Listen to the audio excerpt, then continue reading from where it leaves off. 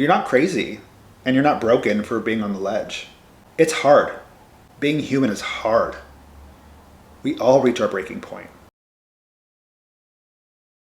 Capítulo 16. Call of the Void. What does the Call of the Void mean to you personally?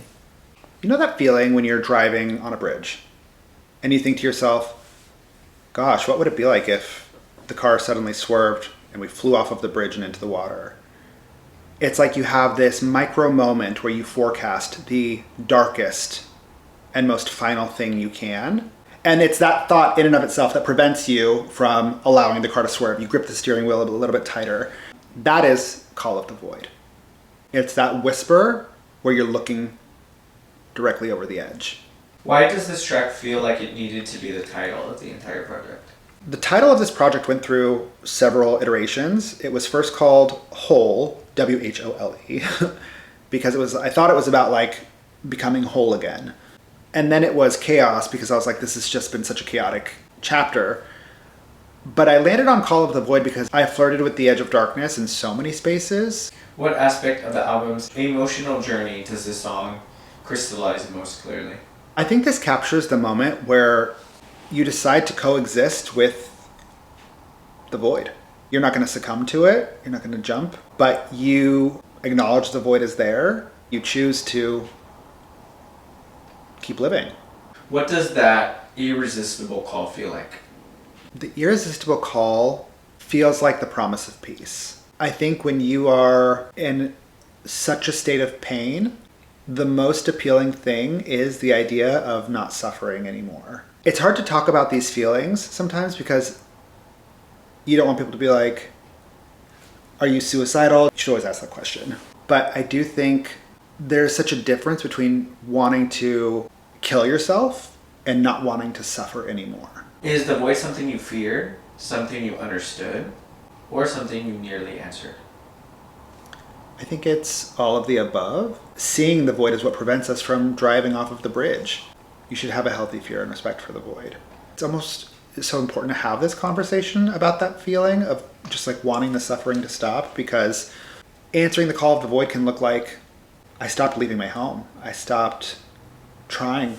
I gave up on my health. You can answer the call of the void in a way that isn't killing yourself. And I think a lot of people do answer the call of the void in that way. In those more nuanced, discrete ways.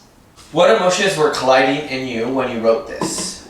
Exhaustion, clarity, grief, hunger for release? I wrote this song on the flight back from Milan after I had my little nervous breakdown in Vienna.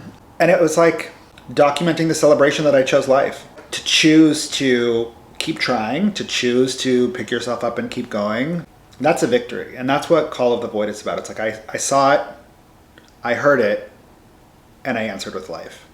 So what does chic location have a breakdown? Honestly.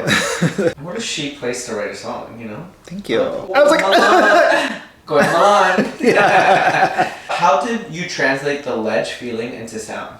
It's almost like I didn't translate it into sound. I translated it into silence. You'll hear these massive, almost sinister swells that are punctuated almost immediately after with hollow silence. I mean, it's the title track on the album, and I think it has that vibe. Like, it's a standout track. It shows off Michael's range in a really good way, where there's a lot of intensity, but at the same time super subdued vocals as well. Going for a mix of seductive, intimate sounds in the verses and then kind of opening it up in the choruses to be a little more intense. I mean, I'm not necessarily aligning the music because Michael made the music. I'm working, I think, sonically to fit the concept. So like textures, effects, delays, things like that to fit the music. How do you balance the raw vulnerability of the theme with the quiet strength of choosing to continue? Looks different every day, but I make that choice every day. We all have to. If you're one of the lucky ones and you're given the gift of a really peaceful childhood, you'll get to live in this bubble where you don't feel like you have to choose to persist through struggle every day. But there comes a time for everyone when you do, because something devastating is happening in your emotional landscape because your body won't cooperate with you anymore and it hurts to do anything. Aging is a bitch. Life gets harder and it just keeps intensifying. That is the logical evolution and end for all of us. Do you see the song as your most vulnerable on the album? No. Despite the subject matter, I don't feel particularly vulnerable talking about this. My instinct is all people to some extent understand exactly what I'm talking about. Does Call of the Void feel like the emotional climax or the quiet epilogue of the album? Call of the Void is like the final scene of a movie, but you know if you sit through the credits, you're going to hear another bonus something. It feels like that punctuation mark on the album, but it's not quite over.